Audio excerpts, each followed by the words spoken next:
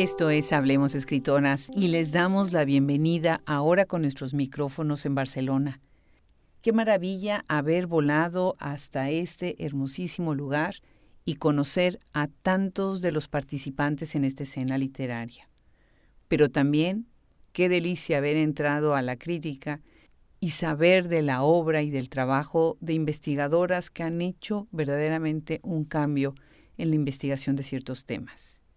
Este proyecto me da la posibilidad de darme ciertos regalos y uno de ellos ha sido entrevistar a María Victoria Cirlot.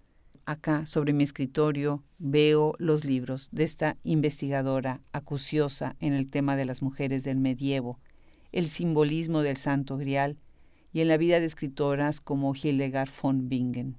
Hija del gran poeta y escritor Juan Eduardo Cirlot, tiene la herencia de la lectura seria y profunda de la literatura canónica que la ha llevado a escribir y a ser coordinadora en la gran editorial Ciruela de la colección El Árbol del Paraíso. Esta es una conversación que se da en el espacio de la Universidad Pompeu Fabra en Barcelona, en donde sí está ocurriendo algo interesantísimo dentro del máster de escritura creativa. Me da muchísimo gusto ver el trabajo que ha hecho Jorge Carrión en este programa, así como también estar en un espacio como Casa América Cataluña y haber conocido ahí a Marta Nin y Cristina Osorno. Es Gabriela Polit, la cómplice que trae a Hablemos Escritoras hasta este lugar, en donde vamos a poder tener una conversación de lo más interesante con María Victoria Cirlot. Yo soy Adriana Pacheco y bienvenidos.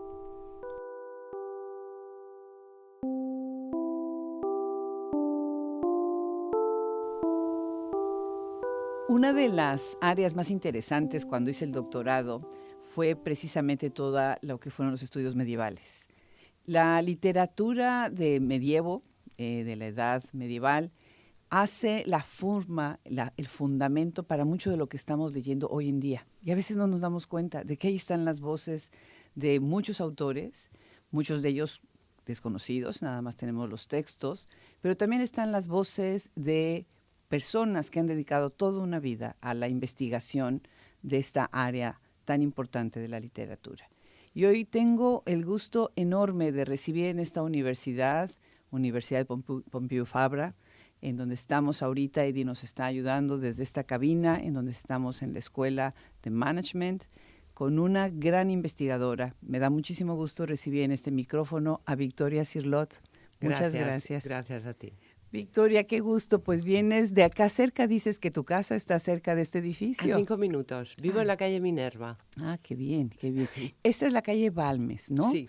Ajá. Es una calle además muy transitada, ¿no? Mucho, mucho. Es una de las ejes de Barcelona, sí. Qué bien. Balmes. Qué bien. Y platícanos un poco acerca de tu vida aquí, alrededor de este barrio, de esta gente, de esta vida cultural que tiene tan hermosa Barcelona. Desde que me cambié a vivir aquí, porque yo siempre he vivido en la parte alta de Barcelona, para mí supuso un gran cambio meterme en el centro de Barcelona, porque esto realmente es el centro, para mí al menos. Sí. Y bueno, es agradable porque puedes ir andando a todos lados, Claro. casi a todos lados. Barcelona se ha hecho inmensa, pero lo que es el centro sí que se domina muy bien. Y tengo cerca pues los puntos que más me interesan, como es la librería La Central, por ejemplo, Claro. a donde puedo acudir constantemente, y algunos restaurantes que también son para mí muy agradables. Es decir, que me he hecho una forma de vida muy tranquila y muy relajada en esta calle Minerva, centro de Barcelona, porque la calle Minerva es casi peatonal, no lo es, pero parece peatonal, es decir, que está como un poco recluida y alejada del barullo. Ah, eso es bueno, Sí, muy bueno. Ayer tuvimos este evento en Casa América Cataluña, que además fue una cosa excepcional. Y estamos tan agradecidos con Jorge Carrión y con Marta Nim, que han hecho tanto, ¿no? Cristina, que ha sido también un motor enorme. Y estaban ahí los estudiantes del máster de escritura creativa. Se me hizo muy interesante ver estos jóvenes que tienen, además están en un programa que creo que es de lo mejor que hay. He venido algunas veces a darles Exacto. clase, porque me ha invitado Valerie Miles, que también da clase aquí. Alguien me contó que Sí. estuviste entonces, que has estado. ¿Cuál ha Sí. sido esta experiencia de estar con estudiantes compartiendo sobre el medievo? Bueno, mi experiencia con los estudiantes hace 50 años que la tengo. Y es indescansablemente, podríamos decir, porque los he tenido siempre muy cerca, los estudiantes. Pero sí que me gusta venir al máster de escritura, de creación literaria, porque es otro mundo también, es diferente. Me gusta mucho cambiar los públicos. Es diferente de mi público, que siempre ha sido el de Humanidades, la Facultad de Humanidades de la Pompeu Fabra. Y estos son distintos, pero muy interesados también. Ha sido muy bonita, por ejemplo, la visita que hicimos al Museo de Arte Románico, o sea, al MENAC, el Museu Nacional d'Art de Cataluña, viendo las pinturas y los frescos románicos, Taüll. Yo acababa de publicar un pequeño librito sobre Taüll y ellos seguían muy interesados todo lo que es todo este arte que está tan alejado de ellos y en el fondo también parece de sus intereses, pero sin embargo estaban muy interesados. Yo creo que también ha sido mucho Valerie que les ha inculcado todo esto, porque llevaban tiempo y tiempo oyendo hablar de todo esto. Claro. Sí. Y Victoria ha mencionado 2 veces el nombre de Valerie Miles y yo estoy muy contenta que Valerie está dentro de nuestro proyecto también. Ella, si recordarán quienes nos siguen, es la directora de Granta, es la agente de Granta y además de otros premios que han sido muy importantes para la literatura. Yo le he dirigido la tesis doctoral a Valerie. ¡Qué maravilla! ¡Qué maravilla! Sí, de verdad es una gran voz. Ha sido alumna mía, Valerie Miles. Ha sido. Sí. Y además ahora tienen este premio tan hermoso, ¿no? Con el Museo del Prado, que también... Mucho. Está haciendo una gran labor en el Museo del Prado. Qué maravilla, que se puedan también hacer vivos los museos, ¿no? Eso es importantísimo. Y bueno, hablando de ser vivos, pues tú eres hija de un poeta que queda y un crítico que queda vivo siempre en la memoria de todos con sus libros, con su gran aportación, Juan Eduardo Cirlot. Sí. ¿Qué es haber sido hija de una persona que me imagino que toda tu vida alrededor era pues literatura, ¿no? Y libros y la experiencia de las letras? Sí, era un hombre extraordinario, siempre digo lo mismo, pero es que es verdad. No era solamente un gran intelectual, como de hecho lo era, sino que era alguien que transmitía de una forma directa muchas de sus pasiones y vivencias. No era un hombre recluido en sí mismo, ni mucho menos, sino que era tremendamente abierto y te hacía participar en muchos de sus intereses y pasiones. Por ejemplo, era un hombre con una gran pasión objetual, y por eso fue coleccionista de muchas cosas, pero sobre todo de espadas medievales, y que todas estaban colocadas con la punta hacia arriba. Siempre decía que el símbolo es polivalente y depende de la situación, es cierto. Y este mundo que lo rodeaba, desde las espadas góticas hasta las monedas romanas, que compraba en una tienda muy célebre de Barcelona, que era Calicó, tienda de numismática, y que colocaba en unas cajas verdes preciosas con sus bandejas y sus fichas, cada moneda tenía su ficha, además de la pasión libresca de mi padre, que era también muy importante, y te hacía ver los libros que acababa de comprar y los comentábamos. Bueno, pues indudablemente todo aquello era un mundo, junto con lo que no me puedo olvidar, que era la música, siempre tan presente en mi casa, porque él inicialmente fue compositor. Y fue la guerra y los años de castigo los que le hicieron estar 7 años separados de la música, y la abandonó y la sustituyó por la poesía, claro. Claro, una cosa tenía que sustituir a la otra. Y además, obviamente, tan unidas la poesía con la música, tanto, ¿no? Definitivamente.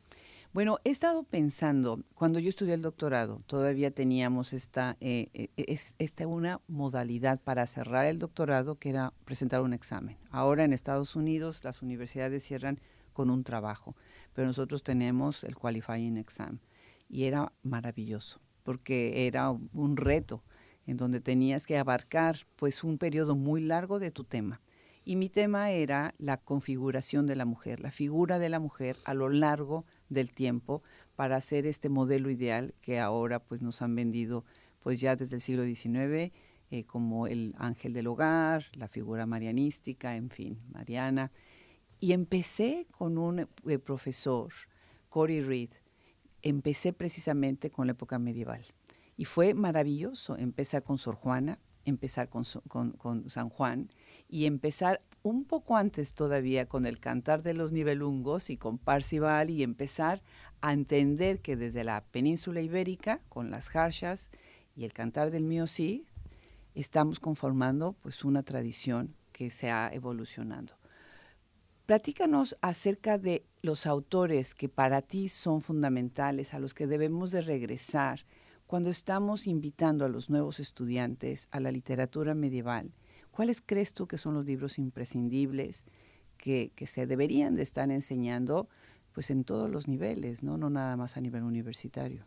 Yo creo que esto ya se ha introducido en nuestro país, porque recuerdo que cuando empecé a dar clase no había nada de literatura medieval, porque no había nada traducido, solo estaba la traducción de Riquer del Perceval en la colección austral, no había nada más. Wow. Y lentamente, pues bueno, esto fue abriéndose. Aparecieron muchas traducciones, por ejemplo, las lecturas medievales de Siruela fue algo importante en este país para dar a conocer la literatura medieval. De modo que ya en los institutos se explica literatura medieval. Y en bachillerato, pues muchos de los chicos han leído El caballo de la carreta de Chrétien de Troyes. Uh-huh. Para mí Chrétien de Troyes es el autor más significativo de la Edad Media en lo que respecta a literatura ficcional. Uh-huh.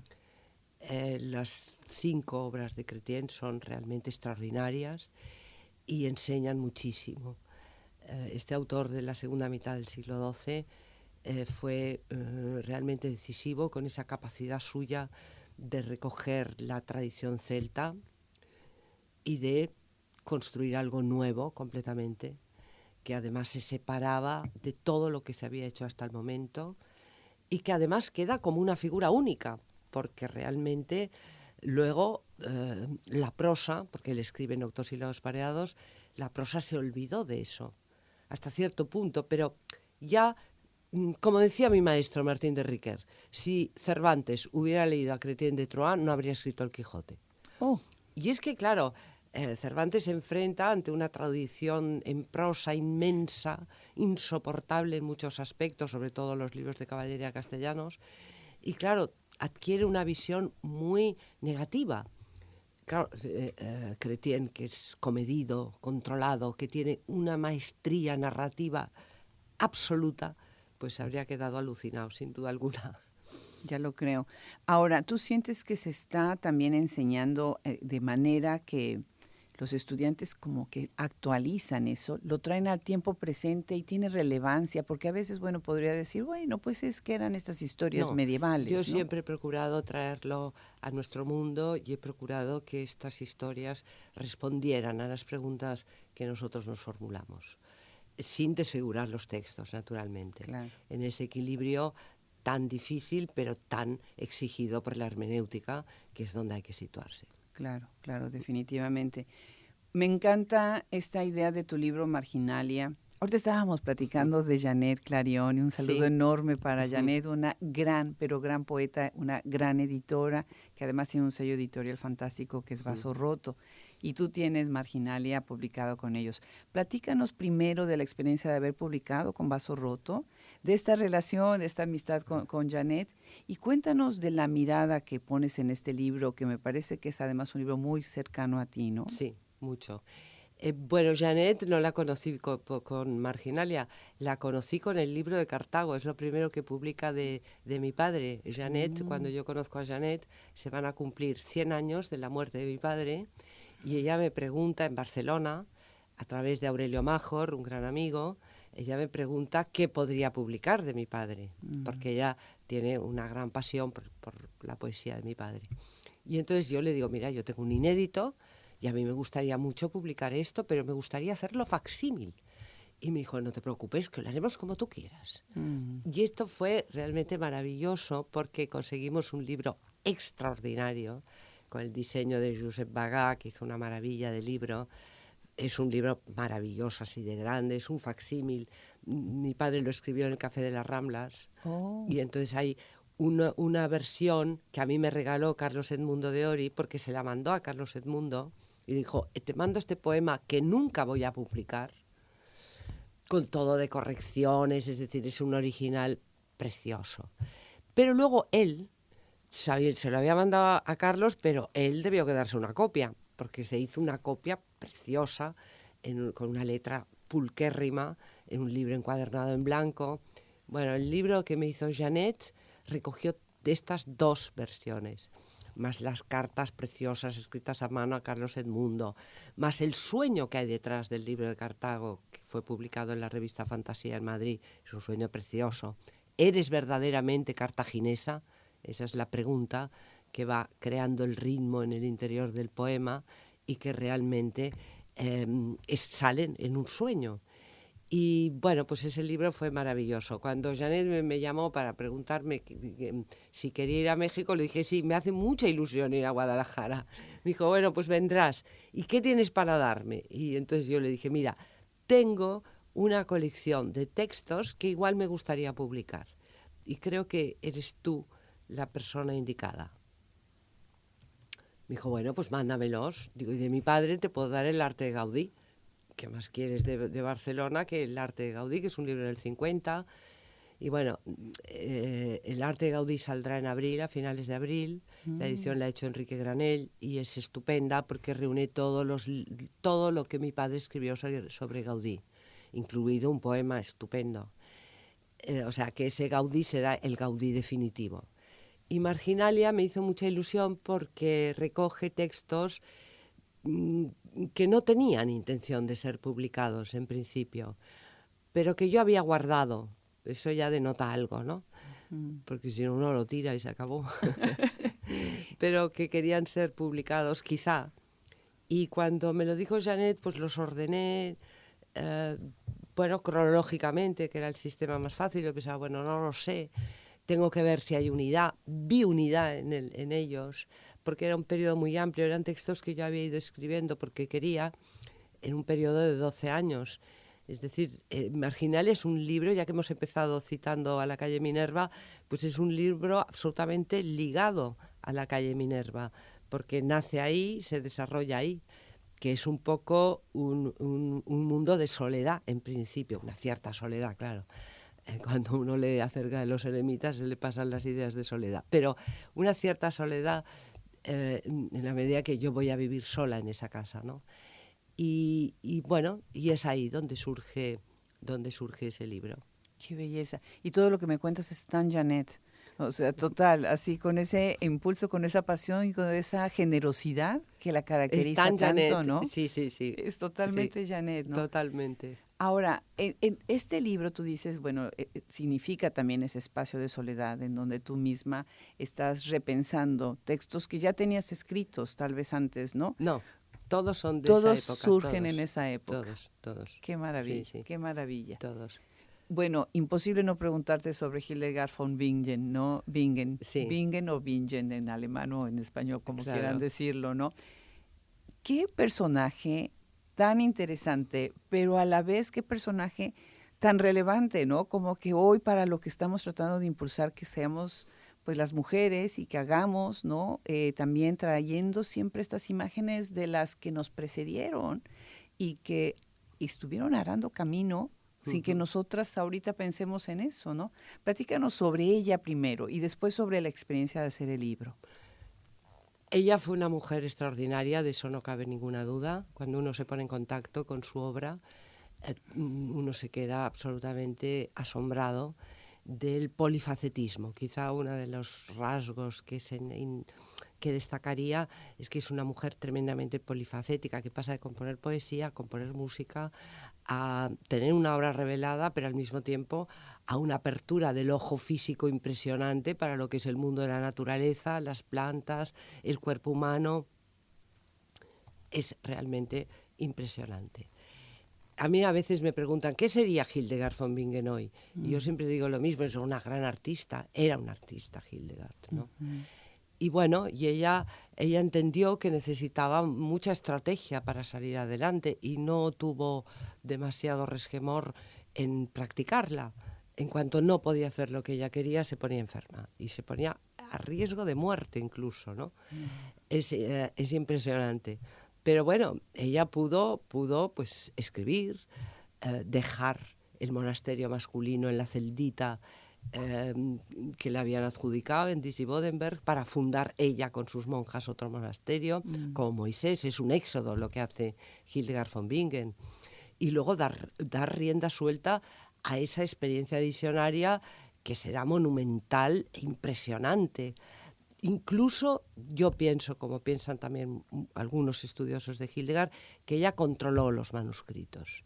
O sea, que a ella probablemente debemos en los programas iconográficos la decisión de qué es lo que hay que ilustrar, por qué, dónde, cómo, cuándo, porque se aprecia una relación tan estrecha entre el texto y la imagen, las miniaturas, sí, que difícilmente un miniaturista solo podría haber ejecutado ese manuscrito de Luca, que ella ya había muerto cuando se hace, pero probablemente habían bocetos anteriores, o el manuscrito que contiene Escivias, que es el de Rupertsberg, perdido en la Segunda Guerra, pero que tenemos gracias al facsímil que hicieron las monjas de Eibingen en los años 20.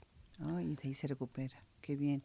Así. ¿Estuviste un tiempo entonces en Alemania para hacer una reconstrucción de sus pasos? Bueno, en lo que era la Alemania, porque yo no era Alemania ese tiempo. Yo hice un viaje precioso por Alemania, muy bonito, en donde estuve en Bingen, estuve en Disibodenberg, lo que queda de Disibodenberg, que son solo restos en medio de un bosque, es un lugar mágico totalmente. Rupertsberg fue destruido en la Guerra de los 30 años, no queda nada, y Eibingen tuve la gran desgracia de que las monjitas de clausura no quisieron dejarme entrar y no quisieron enseñarme el facsímil que ellas tienen de Escivias.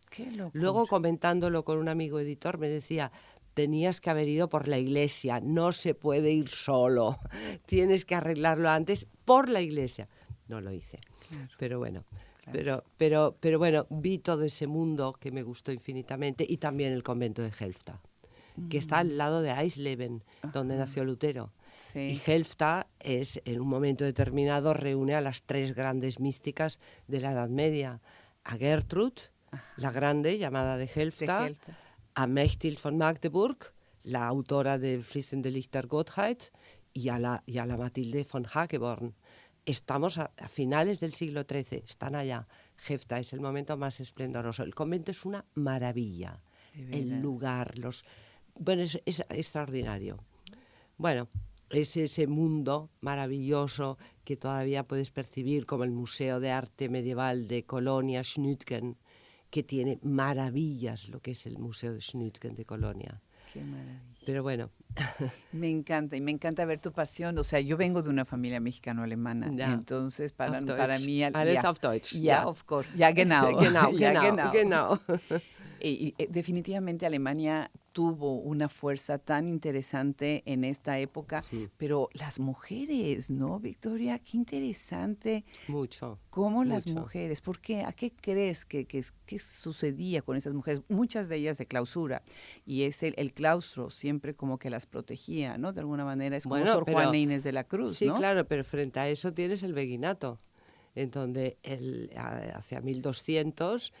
ellas no se recluyen en monasterios porque de algún modo el Papa se resiste a aceptar nuevas órdenes monásticas. Y entonces eso de tenerse que introducir en un monasterio masculino, hay mucha reticencia. Y por ello aparecen los beguinatos, que son espacios de una gran libertad, pero también de una gran inseguridad. Son comunidades de mujeres, lo que Grundtmann llamó las mulieres religiosas.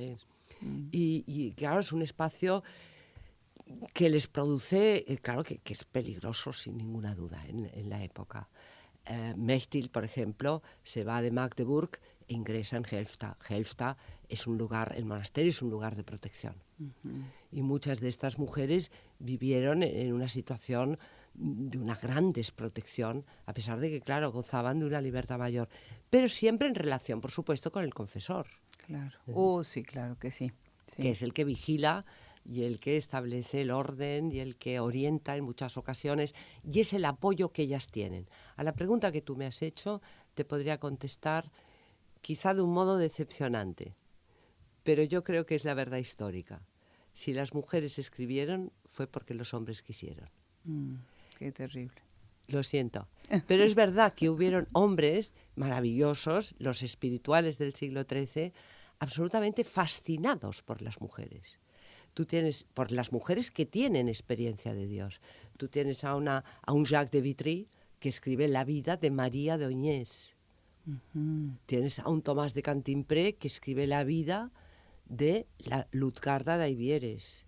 Y estas hagiografías rezuman de admiración y de pasión por esas mujeres que se han convertido en realmente mediadoras de Dios, por su experiencia, que ellos se quedan alucinados. Y es que en una crisis religiosa como la que tuvo lugar hace 1200, porque crisis religiosas ha habido siempre a lo largo de la historia, cada una a su manera, por supuesto, lo que se exigía era la experiencia de Dios. No se trataba tanto del estudio como de la experiencia. Y entonces ahí hay una separación, yo creo, muy interesante y muy medieval, por el orden que impera en el mundo medieval. Los hombres se dedican a estudiar. Las mujeres lo pueden experimentar. Y las mujeres tienen experiencia. Claro, claro. Bueno, pensemos en Sor Juana Inés de la Cruz, pero sobre todo en Santa Teresa de Ávila. Bueno, ¿no? para mí ya es eso otro mundo, ¿sabes? Porque claro. Ese siglo de oro, aunque siglo de fíjate oro, claro. tú qué interesante, que lo descubrí hace pocos años, ¿eh? En el comentario que hace Teresa al Cantar de los Cantares, hay un prólogo de su confesor, el padre Gracián. Y en este prólogo, ¿sabes con quién? O sea, el padre Gracián traza una genealogía femenina.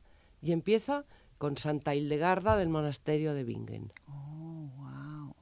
Qué interesante. ¿Sabes? Oh, claro, pero por supuesto. Y traza una genealogía de mujeres. Luego cita a la Isabel de Sconaugia, que es la Elisabeth von Schönau, que se cartea con Hildegard. Después cita a Brigitta de Suecia, cita a Catalina de Siena, de esas hasta Teresa. Claro, ya no me acordaba de Catalina de Siena. Figúrate tú qué maravilla, ¿no? Sí. Que la conciencia de un confesor de esa época, de eso que está viendo en Teresa, tiene una historia, una tradición que empieza en Hildegard. Maravilloso. Bueno, yo ya sabía que esta plática iba a ser muy interesante. No lo sé. Pero está siendo más interesante de lo que pensé. Victoria, cuando tú escribes este libro, Vida y Visiones, de Hildegard von Bingen, que además con Ciruela, qué hermosa editorial, ¿no? También hay algo que creo que tú quieres encontrar en ella hacia la actualidad, ¿no? Una inspiración. Pero tú tuviste una propia inspiración, ¿no? Sí. ¿De qué manera ella, este libro, especialmente escribir este libro, porque tuviste que revisar su vida, marcó para ti después tu siguiente producción? Porque este libro se escribe en 1997, ¿no? Exacto. Bueno, yo te podría decir que en realidad yo no tenía mucha conciencia de quién era Hildegard. Había una imagen que estaba muy presente en mí, que era la imagen de una portada que había en casa, en la biblioteca de mi padre, que todavía tengo, claro, que es una portada que muestra la miniatura de los ángeles de Esquivias, los coros, son círculos, es como un mandala, es precioso. Y estaba en alemán, era el libro de Heinrich von Schipperges. Pero a mí esa portada se me quedó grabada. Y Hildegard von Bingen para mí era un nombre que yo conocía desde hacía mucho tiempo. Y en un momento que estábamos planteando la colección del Árbol del Paraíso con Jacobo Stuart, yo le comenté que tenía que estar Hildegard von Bingen ahí. Y entonces él me dijo que ahí no, pero que en lecturas medievales sí, y de ahí salió la primera edición de Hildegard que Jacobo quiso que contuviera un CD con la música. Luego esa edición, que fue preciosa, con tapadura, pues se agotó y entonces hicimos otras. Me he pasado la vida haciendo reediciones de Hildegard y aumentándolo y añadiendo epílogos y cosas, ¿no? Se hizo otra edición en Lecturas Medievales, una tercera entró en Árbol del Paraíso y esta es la última en el 23 que acaba de salir. Sí. Lo que yo sí noté cuando trabajé sobre Hildegard es que me abría un espacio muy importante de trabajo. Eso sí que lo noté. Sé que ahí esto iba a durar mucho, porque aquello era de una riqueza extraordinaria. Y yo, sobre todo, me centré en el aspecto visionario, que me conectaba además lo que siempre me gusta relacionar y conectar, que son las imágenes con los textos. Y Hildegard en ese sentido era un caso perfecto. Teníamos la descripción de su visión y al lado la miniatura. Y yo noté que eso era un campo importante para mí, porque además la visión, que es algo como muy extraño, ¿qué significa ser un visionario, no? Pero cuando me encuentro con Max Ernst, que todo el rato se llama visionario en sus escrituras, eso me abrió la posibilidad de conectar las visiones del siglo XII con las visiones de los artistas del siglo XX, que en realidad todos se reconocen visionarios, porque hay un momento en que el artista nota, y ese momento es precioso, que se abre su ojo interior. Esto lo he visto en textos desde Tapies hasta Pere Jaume. La apertura del ojo interior es algo que ellos notan. Qué increíble. De pronto, y lo dicen así. Y eso es lo que me ha permitido también establecer esas relaciones entre el visionario medieval Hildegard o Julian of Norwich, que también es otra de las grandes místicas, y el arte del siglo XX, en un diálogo que a mí me ha resultado muy enriquecedor porque he entendido muchas cosas. Claro, claro. Es que la vida no alcanza para leer tanto. No. Y para aprender tanto. No. Sí. Ars lunga vita brevis. Sí, que la verdad que es cierto. Y además, la frustración, ¿no? De que llegas a la mina de oro y dices tanto más que hacer. Tanto más, ¿no? Y no puedo. Y no. Pero para eso están los alumnos. Les sueltas las cosas. Cierto. Y ellos lo siguen haciendo. Cierto. Y eso es precioso. Cierto. Bueno, el Santo Grial. Obviamente, bueno, yo estaba pero curiosísima de oír de viva voz de Victoria su opinión sobre algo que has estudiado y que históricamente has recopilado acerca de si existió o fue un mito, si fue algo tangible que se podía tocar, que tenía una forma de cáliz o que nada más era un espíritu etéreo. No, a mí siempre me preguntan, ¿es verdad, es verdadero el cáliz de Valencia? ¿Es el grial el de Valencia? Y yo siempre digo lo mismo, el grial no es un objeto. A pesar de que en el mundo medieval existe una noción de objeto como algo sagrado. Una amiga mía con la que escribí La mirada interior, Blanca Garí, acaba de publicar un libro sobre el poder del objeto. Y es verdad que existe el objeto como aquello sagrado. Y hay una acción del objeto. El objeto es agente, actúa. Pero también es verdad que el grial es sobre todo un símbolo. Nadie quiere apropiarse del grial. No es un tesoro, no es el tesoro que guarda el dragón en la cueva y que tú matas al dragón y te quedas con el tesoro. No, por mucho significado simbólico que tenga la fábula, ¿no? No, el grial nunca en la literatura medieval se plantea como un objeto que tú tengas que conseguir, sino que el grial te sitúa en un lugar que o bien preguntas o bien ves. Son las dos posibilidades que se entendieron en esos 50 años en que se construye y se piensa en el mito. En el Castillo del Grial lo que tiene que hacer Perceval es preguntar, lo cual te revela, pues eso, una disposición ante la vida eminentemente filosófica y de conocimiento. Yo lo que quiero es entender, comprender, conocer. O bien ver, voir et croire, dice Roland Reicht en un libro célebre, ¿no? Se trata de ver abiertamente. ¿Y qué es eso? Bueno, pues es la visión abierta. Es decir, que plantea la Queste del Grial, que es una obra magnífica, con la que se cierra todo este periodo de intensa y febril escritura griálica. Se cierra con esa visión, la visión abierta. Ver en el interior de la copa, como Galaad, mira. ¿Y qué ve? No te lo cuenta nunca nadie. Pero en esa, digamos, en esa diatriba o discusión entre si es objeto o es símbolo, el grial es un símbolo. Claro. Y por tanto no necesita ser poseído, ni busca ser poseído, ni se trata de apropiarte del grial, sino que, como dice Chrétien de Troyes, se trata de saber del grial, saber del grial, Saber. que es otra cosa distinta. Escribiste 2 libros, uno es Grial, Poética y Mito, siglo XII a XV, Sí. y el otro es Luces del Grial. Hmm. ¿Por qué la necesidad de escribir esos 2 y desde qué visiones distintas los abordas? Pues mira, en el primero sí es muy clara la diferencia.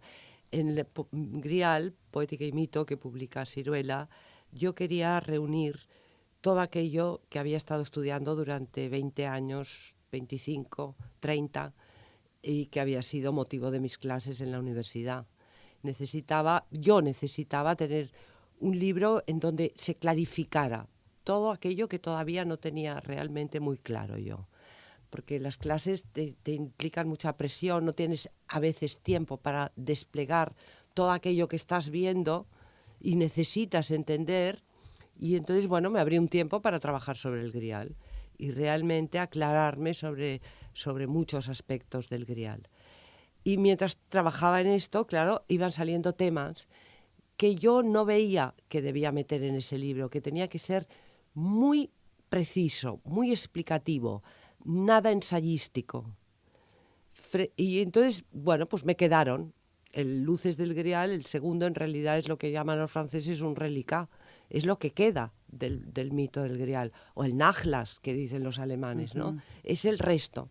Es decir, es aquello que por su carácter de investigación todavía no resuelta, no puede instalarse, no puede introducirse en ese libro que pretende ser definitivo, claro, sino que es algo que todavía queda abierto y que está ahí y que, bueno, es decir, son ideas propiamente lo que recoge Luces del Grial. Claro. Victoria, ahora tenemos otros griales en la modernidad, de manera simbólica, ¿no? Vamos a pensar lo que hay figuras, hay símbolos, ¿no?, que están ahí y que la gente persigue. Está en esa búsqueda, como de alguna manera se estuvo por el Santo Grial, ¿no? ¿Cómo verías tú la representación actual y contemporánea de esta imagen de algo? ¿Qué es ese algo que en la modernidad podría sustituir la idea del Grial? Nuestra interioridad, el mundo interior. El mundo interior es algo absolutamente invisible y que es un misterio. Y justamente por su carácter de imposibilidad puede conectarse con el Grial, ¿no? Del mismo modo que el Grial tiene por ejemplo, en el romanticismo, la flor azul de Novalis puede ser equiparada al Grial, ¿no? Porque ambos participan de esa misma idea de que es una búsqueda de lo imposible. Y esa imposibilidad es lo que, de algún modo, tendría que caracterizar una búsqueda, una quête, ¿no? La queste, que decían en francés antiguo, una queste en nuestro mundo.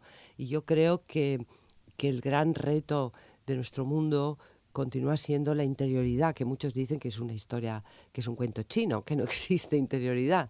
Pero bueno, yo creo que todos sabemos que algo sucede en nuestro interior, y le llamamos interior porque de algún modo lo tenemos que llamar, porque si no, no sabemos ni siquiera cómo llamarlo. Entonces, esa interioridad que la psicología ha descubierto, pero que no enteramente. En fin, yo creo que eso es una búsqueda en el individuo del siglo XXI. Claro. Continúa siendo una búsqueda en el individuo del siglo XXI. Me encanta, me encanta, me encanta. Bueno, este año que pasó, 2025, fue la Feria del Libro de Guadalajara y Hablemos Escritoras fue invitada por primera vez a hablar de nuestro proyecto. Fue hermosísimo. Nos conocía, pero es que nadie podía conocerse allí, no, porque eran unas multitudes. Era enorme, pero yo sabía que estabas ahí, porque estuvo muy interesante, bueno, con el pabellón de Cataluña, sí, y todo, que además hicieron un trabajo maravilloso, sí, maravilloso. Sí. Bueno, sí. Fuiste a hablar de paisajes lingüísticos y literarios, y eso me llamó mucho la atención porque hablaste también de narrativas o participaste, sí, en un panel de narrativas femeninas. Cuéntanos cómo te fue, qué tal estuvo además esta presentación, qué respuesta, ¿no? O sea, narrativas femeninas me fascinó. Cuéntanos. Sí, sí. No, fue muy bonito porque, bueno, porque era una conversación muy distendida, muy abierta, fue muy bien moderada. Había una persona que se dedica a estados alterados y confrontamos los estados alterados de la mística con los que pueden ser patológicos, y fue realmente muy interesante y fue muy bonita. La otra sesión era con... Claro, no tenía muchas sorpresas porque es un gran amigo mío, que es Rafael Argullol, y yo hablaba de su libro, Danza Humana, y él de Marginalia. Hicimos ahí como una especie de intercambio de visiones. Pero la verdad es que Guadalajara fue una experiencia muy, muy interesante, y también es muy alentador ver la cantidad de gente, aunque sea molesto en muchas ocasiones porque no podías llegar ni al stand vecino, pero de todos modos era bonito porque, bueno, con esa idea de que el libro ha muerto y que el libro ha desaparecido, pues bueno, pues cuando ves la realidad del libro y el interés de muchas personas y la pasión y todos los niños de los colegios, pues estaba muy bien, la verdad. Sí, se sale uno motivadísimo, Exacto, ¿no? Sí, sí. de verdad que De hacen un verdad trabajo que fue muy bonito. hermoso. Sí, Mucho. Marisol Schulz, un saludo también para ella y Sí. su equipo. Bueno, pues vamos a cerrar esta conversación, que no quiero que acabe, con esta colección El Árbol del Paraíso. Me parece, repito, Siruela es una gran editorial y siempre hemos necesitado ese espacio para estos libros clásicos que necesitan ser publicados con buena calidad, ¿no? Platícanos sobre esto, lo que estás haciendo ahí. Es una colección que quiere mostrar con una visión amplia y rigurosa la rica diversidad de las grandes visiones metafísicas o vías de experiencia mística desde los grandes sistemas de la India milenaria o las visiones religiosas monoteístas, cábala, misticismo islámico y cristiano, hasta la mitología de la antigua Grecia o del taoísmo chino. Eso es lo que dice la descripción. Sí. Cuéntanos. Bueno, es cierto, porque en realidad esta es una colección que de entrada la llamábamos la colección de la historia de las religiones. Es una colección que funda Jacobo Stuart, me llama para que trabaje con él, y ya se añadió un tercero, que fue Amador Vega, que en aquel momento venía de hacía poco que había estado en Alemania doctorándose, y que colaboraría con nosotros para esta colección, que quería, de algún modo, sí, le llamamos Historia de las Religiones, pero en el fondo lo que quería era indagar sobre la espiritualidad en las culturas tanto occidentales como orientales. E introducir tanto textos como ensayos, estudios, textos originales, textos de la época y estudios. Y en aquel momento establecimos relación con Raymond Paniker, que ha sido un hombre muy importante en Cataluña y en el mundo, podría decir, ¿no? Venía de la Universidad de Santa Bárbara y se instala en Tavertet, un hombre con un profundo conocimiento filosófico, religioso, del cristianismo, del budismo, y él fue el que nos presentó la colección en Madrid cuando salió. Y por otro lado también estaba el diccionario de símbolos de mi padre, que de algún modo funcionó como una obra referencial, y con todo lo que había detrás del diccionario de símbolos, los autores que habían detrás del diccionario de símbolos, que nosotros publicamos, como Marius Schneider, como Henri Corbin. Bueno, Eliade ya estaba publicadísimo, pero por ejemplo Corbin no, Schneider tampoco. Scholem publicamos también las grandes tendencias de la mística judía. Es decir, claro, es una colección, piensa que tiene más de 100 títulos, que ha vivido muchos años, desde el 96 creo que fue cuando la inauguramos hasta ahora. Wow. Es decir, son muchos años que está viva esta colección y ha pasado por sus épocas. Te contaba ahora el inicio, pero luego hemos transitado por otros pasajes. En la actualidad, sobre todo, interesa la mística desde hace unos años, no solo en la actualidad, pero sí la mística de tradición europea, la mística occidental. Se han publicado muchas cosas, libros importantes, textos importantes, el libro de la experiencia de Ángela Foligno, que hizo Pablo Acosta, bueno, por supuesto Hildegard von Bingen, pero también otros textos, Hadewig de Amberes, y estudios, y también la relación con el arte. ha sido una constante la búsqueda de establecer relaciones entre arte y religiosidad, como si de algún modo hubiera un nexo entre ellas. Y lo hay, lo hay, porque justamente por ese lugar que ocupa la interioridad tan importante, tanto en la vida espiritual como en la vida artística. Y esa es la intención de la colección. Y bueno, últimamente yo he publicado a Cristina Campo para hablar de mujeres, que ha sido para mí una gran alegría publicar Los Imperdonables de Cristina Campo, y ahora en este otoño saldrá Diario Bizantino, con una traducción espléndida de Mar García Lozano, y que bueno, que yo creo que dará a conocer a esta gran Cristina Campo en nuestro país. ¡Qué maravilla! Qué increíble, Victoria. Estoy viendo la lista de libros que tienes publicados, de tus obras, que de verdad felicidades y gracias, porque necesitamos estudiosas como tú, que con esa pasión y esa dedicación nos traducen el mundo que a veces nos queda tan oculto, nos dejas una tarea larga. Yo ahorita de verdad me da gusto porque quedan los nombres, los títulos, todas las referencias en este podcast para que muchas personas lo puedan después consultar y revisar, pero yo misma para que yo pueda después ir y comprar los libros y buscarlos. Muchas gracias a vosotros, a ti, muchas gracias. Al contrario, Victoria, ha sido un honor.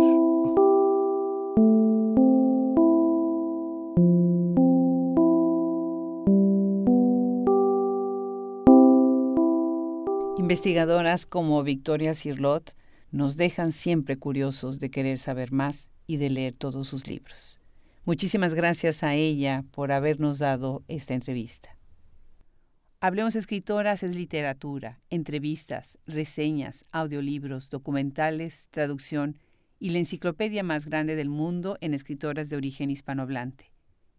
La producción de Hablemos Escritoras es por Adriana Pacheco y Andrea Macías. Edición de audio y masterización por Cristian Josefi. Preparación, coordinación, social media e imagen Brenda Ortiz. Colaboradores del proyecto: Liliana Valenzuela, Francesca Denstedt, Isabel Ibáñez de la Calle, Rosemary Salum, Teresa López Pelliza, Valeria Rey de Castro. Traductores: Alice Banks y Andrea Macías. Artista residente: Mitana Boykova Josefi. Difusión literaria y de proyectos: Alexander Boisin.